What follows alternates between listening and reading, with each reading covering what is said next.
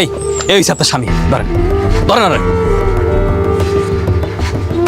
কিরে আমার দেখে চোখ এমন বড় বড় হয়ে গেছে গে, ভয় পাইছস?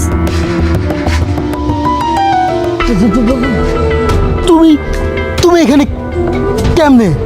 আমি আমার কপালটা না ভালো, এর জন্য আমি আজকে বাংলাদেশে তোর মতন শয়তান রে আল্লাহ শাস্তি দেওয়ার লেগে আমার এখানে পাঠাইছে। এই নাম ওরা থাপড়ান নাকি লেগে থাপড়ান? নাম কইতাছে এখানে নাম। আরে কি হইতেছে এইসব?